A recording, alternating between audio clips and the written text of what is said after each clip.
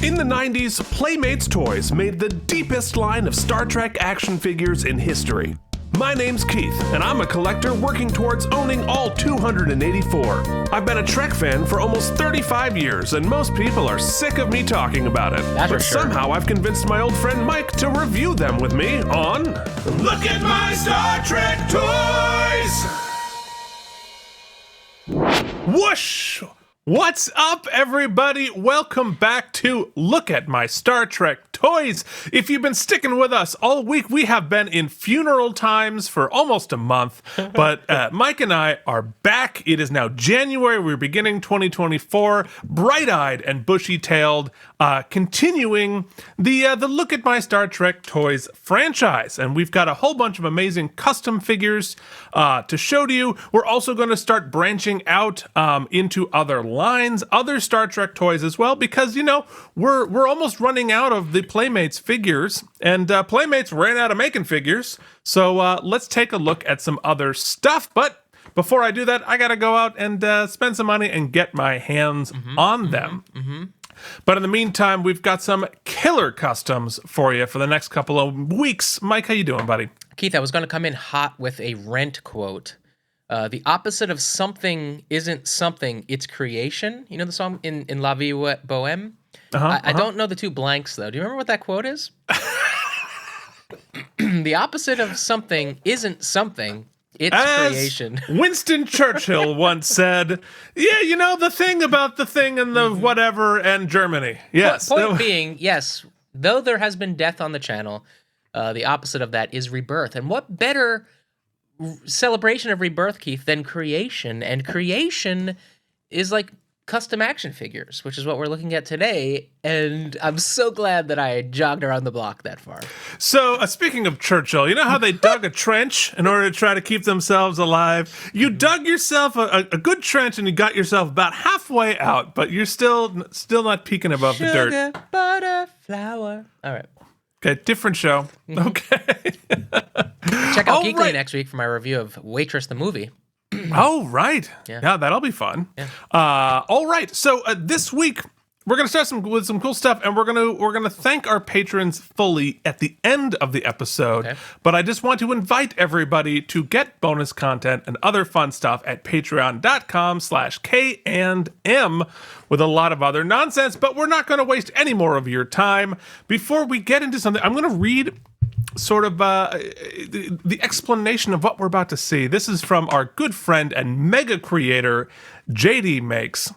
And let's pull up our first slide and give ourselves a little bit of context about what we're going to see. So JD says, since Strange New World Season 1, I have wondered about making an updated Gorn figure and what it might look like, especially since even after Season 2, we haven't seen an adult out of the spacesuit on Strange New Worlds. But I came up with the idea using the history of the previous appearances of the Gorn, which isn't often. And here we are. Mike, can you explain all the Gorns we are seeing here? Well, Keith, I mean, of course, Gorn number 1 on your far left of your screen is, of course, the original Gorn who went fist to fist with Mr. James T. Kirk on Star Trek, the original series, way back in the day. It was derided by future fans as hokey as hell, but I imagine in its time, it was celebrated for its amazing effects. Gorniness of it. Yeah. Oh, me so gorny. And in the second one is the horny 1970s show that was animated that Keith and I have to get back to because we always have a hoot when we watch that for our patrons. So we will do that. Keith, oh man, hold on. I know what the blue guy behind him is. Andorian? Yeah, oh my God. Yes! My work here is done. The dude knows what an Andorian is. Mike, you are ruined. You used to be a cool guy, and now you're someone who can pull Andorian out of your hat. It's amazing. So on the far right, we have the Strange New World guys with their cool breathing suit, and they're just like slaughtering planets with abandon. And the third one, I don't know. Is that a rendering or is that just the 3D? I believe that's a rendering, but it is, and we'll see it later. The Gorn actually also appear on Enterprise. So we will get to that when Keith and Mike watch Star Trek Enterprise in 7 years. Yeah, we got some work to do. But that's going to be fun. So that's the history. So what JD did is he used Mega Bloks Dragons, a figure line from 2005, 2006, to make these new takes on the Gorn. So let's take a look at what JD has done. And we have a whole bunch of great, amazing shots here of the Gorn hunting. Oh, that's cool. We love great photog too. Yeah, no, for sure. He did. So he made a Gorn warrior in the metallic black armor and the Gorn captain in the metallic leather armor. And some fun with a backdrop I made for a client. And so you can see how he's made these amazing shots. And this Gorn, I mean, come on, look at that. That's scary. That's scary. Look how cool those things are. And they're very identifiably Gorn. The best part is when we see what they started out as and see the amazing transformation that JD did to make these Gorn. That's a cool scale too. I like that scale. Yeah, I mean it feels appropriate, but also scary as heck, and sort of the unkillable monster that Strange New Worlds is trying to set it up as, so what we have here is the Playmates Gorn that they made off of the original series appearance. Versus JD's Gorn in the foreground. I'm so excited to see how he built it because I can see this right now. Clearly, it's not a head swap, right? That's not a Gorn head. Oh no, none of it is. But the eyes are very much the same. It's really cool. It's like a He-Man maybe situation. Could it be? Well, no. It was the Mega Bloks Dragons. So they're dragons that he adapted there. Go forward one more and we can see, and then we can go back and look at it once we see one more past that. So this is what they started out as.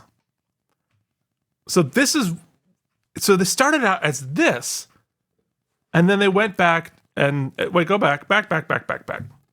And then you can see that is a huge transformation. Yeah, it's like a deconstruction to then reconstruct, right?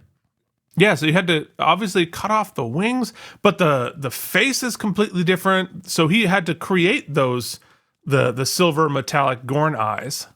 Yeah, we often think about and talk about when we look at these the creation of, right? Here's what we used, here's how we deconstructed it. But the credit I want to throw out and remind is that at some point he had the problem in his head, right? That he put in his email. Hey, I want to reimagine what the Gorn would be.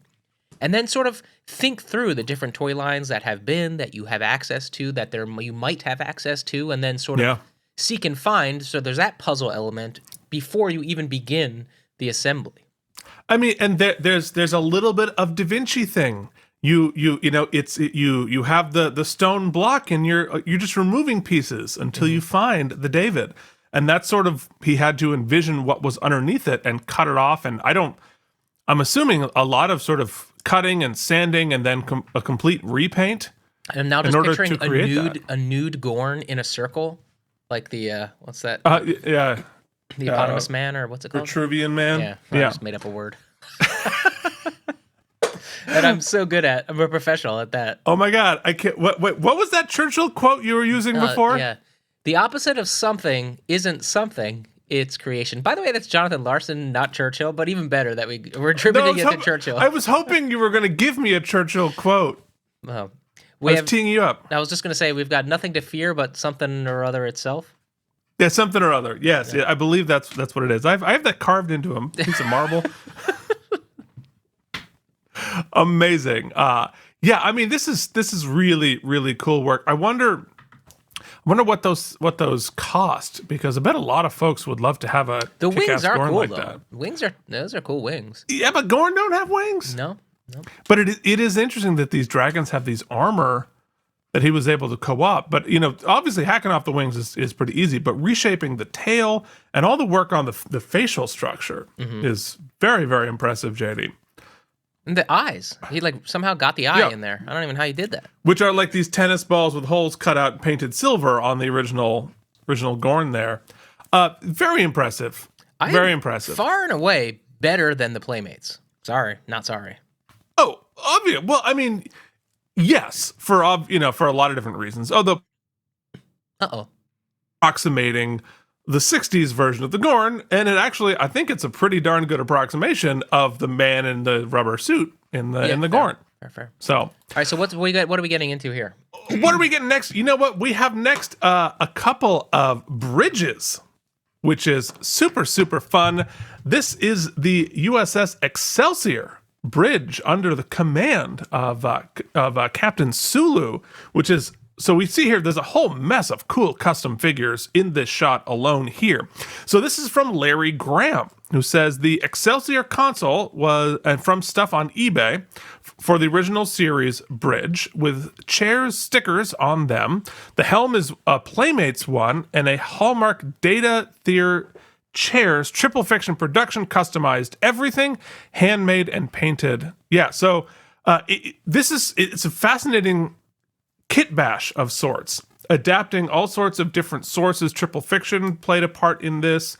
The consoles there look like they're from the Playmates Enterprise D, and then a whole mess of really cool. He looks like he's got like one of those 3D printed chairs. Yeah, I think that we've seen in the Dabo table from, who was the maker of that? That was Dazbot. Dazbot, yeah. And then those pot lights actually fit seamlessly into the diorama here, which is really cool. Really cool. Yeah, I mean, I'd love to feature all of these various who's the dude in the customs? Stage left there or stage right, I guess, with the curly hair? That's a cool figure. Oh, I don't know what that is. I mean, this bridge thing makes me really wish that we had gotten, and there's one more picture of this if you go forward one. You can see a little bit more on the side there. You can really see the Excelsior, that era. This is like 1991 Star Trek 6 era consoles. Super, super cool. They were toying, I believe, this might be apocryphal, but my impression is at some point they were toying around with doing a TV series based on Captain Sulu and the Excelsior. That'd be cool. And that the appearance that it made on Voyager might have been a soft pilot, which I thought would have been really, really good. I wish they'd done that. What's up with Ms. Troy here in the foreground? What's on her face? You know what? I don't know. I don't think that's Troy. I believe, I don't know what that is. I don't know what species that is. But you know what? This is a vast federation of planets. You're right. Where diversity is everywhere. We see somebody in the background there using one of the hazmat suits from that era. A lot of this. And all right, so moving forward, here is the Voyager bridge, which I apparently have decided to label the Excelsior bridge, which is not true. With some amazing customs and adaptation there. Wow. All right, so here's what he says about the Voyager bridge. Is everything is handmade and painted. The Voyager bridge has a big shout out to Triple Fiction Production, but didn't have enough room for actual scale, but I do get a bigger room. So this is, obviously pieces here from Triple Fiction. Hey, Triple Fiction, send us some stuff. We'd love to show off your work, because we see it a lot in various pieces of customs. Really cool stuff. Thanks, Jen. I believe that is for 7 there. I think that's one of the Hallmark figurines. Was it a figurine or was it a Christmas ornament? But it fits perfectly in with the Playmates line. Playmates did do a blue 7 of 9, but those are very expensive. I see a Tuvok in there, right? Yeah. Oh, wow. I see the Doctor who was a hologram. I see... You're not watching Voyager ahead, are you? No, I'm just remembering from this very show, Keith. And this guy in the our house left stage right is with the colorful suit. I'm trying to remember. We've met him, right? No. No, we haven't. No. But we saw his toy. We saw the figure. We definitely saw that figure, and we saw the toy. So we have, I mean, it's the whole Voyager cast. I I also don't love know. how the sort of Venetian blinds in JD's That's not room. Jay. It's Larry Graham. Oh, yes. Excuse me, Larry. Larry, please excuse me. Although there are worse people to be conflated with. Indeed. I like how the blinds actually add to the vibe. Now, is that a customized Torres? I forget what hair Torres has on the. All right, hold on. Why you keep showing me? Oh no, no, that is right. All right, that is I've seen some amazing Janeway customs with later hair because she had the bun in the first season, which was not her best hairstyle, and unfortunately, that was the only Janeway that got created, except for the one from Flashback. But anyway, that is super cool. We have one more picture here of it, which I think is really fun because you can see how he stores. He didn't actually send this one for me to be showing this way, but I really liked having it's a 2-story diorama here. Oh, that's cool. Yeah.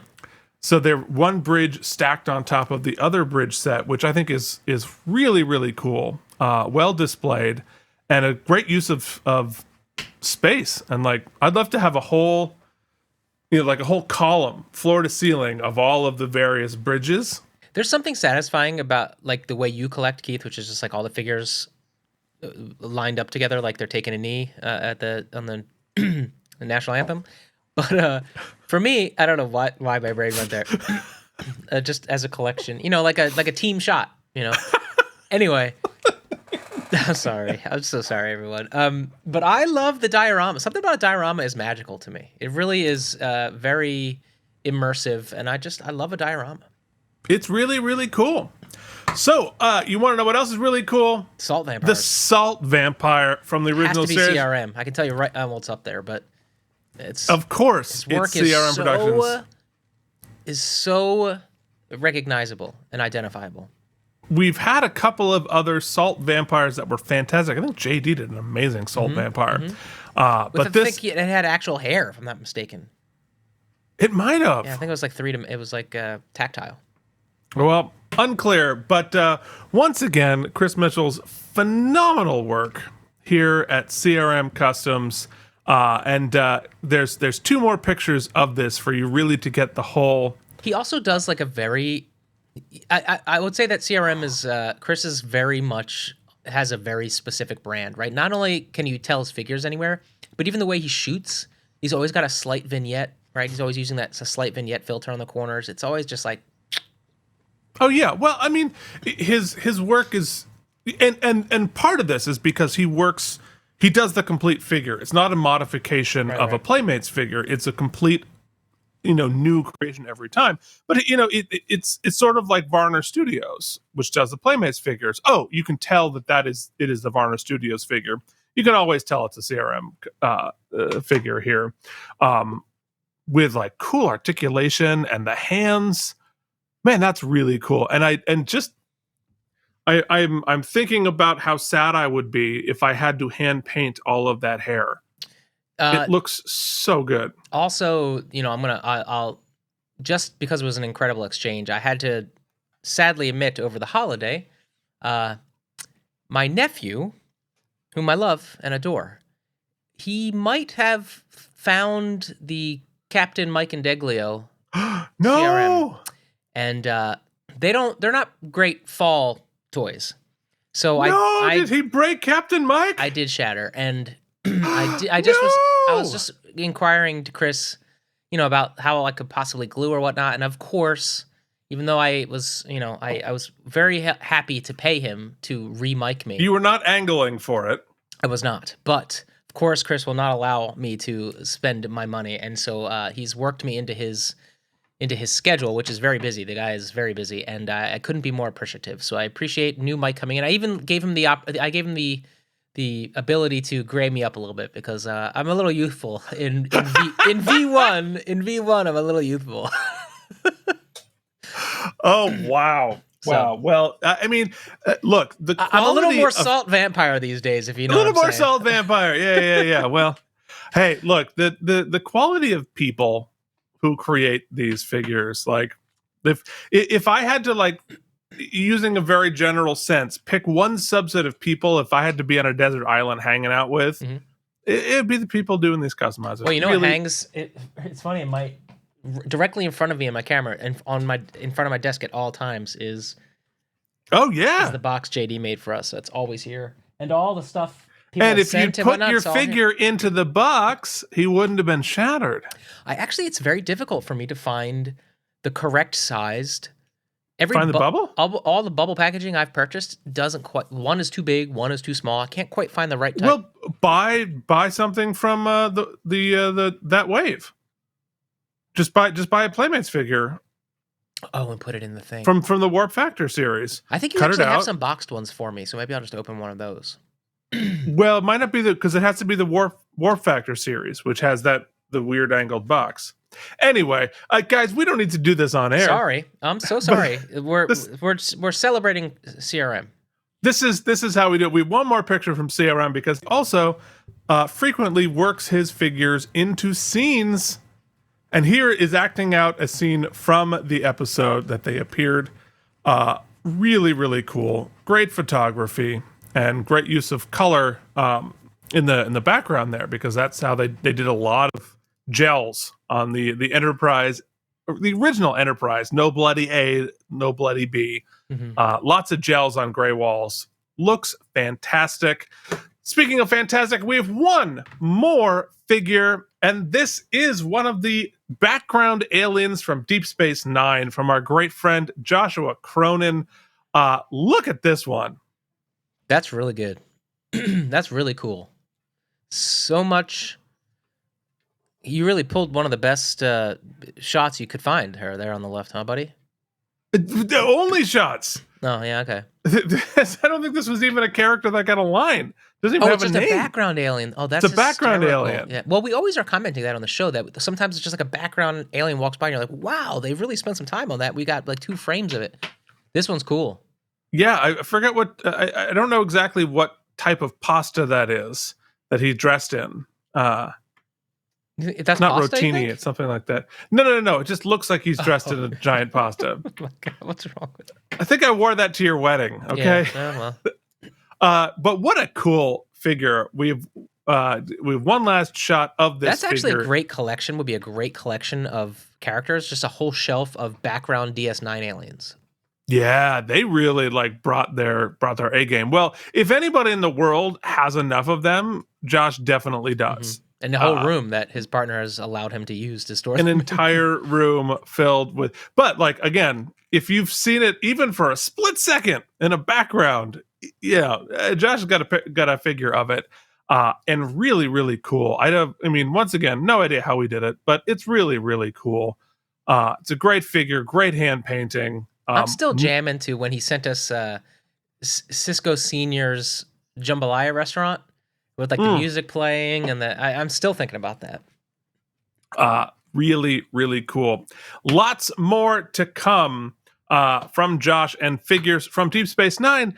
Mike, why don't you tell us if we were like, wow, I really love them just chatting about stuff that has nothing to do with the topic of the video for too long. I would love to financially support that nonsense. How would they do it? We're so close to making $100 a month, which is a weird goal we set for ourselves. But you can join this team who is making that almost happen. Bryant, Gilbert Biersock, Casey Clark, Jason Moe, Joshua Cronan, the aforementioned Peter Bank, Andrew Hayes, Jorge Navoa, and the mysterious and her whole mysterious household. Worf's big old boot shivs, which is a person, a character that I manifested in my brain. Someone made me a character of it. That's also on my shelf, as well as becoming a patron, which is just an incredible manifestation for me. Charles Babbage, Harry Pothead, CRM Productions, aforementioned, Nikolai Ivanovich Lobachevsky, The Bionic, Delusions at Noon, YouTube viewer James Hubbard, JD Makes, Colin Dagan, Chris Mitchell, CRM, Pat, and Josh Cronin, who all sent us stuff in the mail, which we so appreciate. You can do that as well if you'd like. Reach out to Keith, Jerry, Don, Dillard III, Lutz Kremer, and Wyatt Eldridge. Folks, you get to watch me watch television. You get to watch Keith and I watch shows, and we've got some fun stuff in store for this year. We're going to be doing a continuing series of Keith's brother who worked on Star Trek Sounds. YouTube loved it, and it's going to be just for y'all on the Patreon. You get it first because that's something we want to do for y'all this year. And we've got other ideas, and we're accepting your ideas and your donations. That's right. Patreon.com/KNM. And for this series where we interview my brother from working on Star Trek, patrons only are allowed to ask him questions. Mm-hmm. And so you can put those questions at patreon.com/KNM, and we will ask the man himself. Mm-hmm. We won't even prepare him. Keith, I think it's time actually Send for your gotchas. a New Year family picnic on the Patreon, too, which is when we all get together and watch a movie and chit-chat the whole time. So I think this month would be a good time to do that. Good plan. All right, we will see you back here next week with another episode of Look at My Star Trek Toys. Thank you so much for watching. Till then, I already said what we've been. We've been the show about toys. Blah, blah, blah, blah. Whoosh. Look at my Star Trek toys.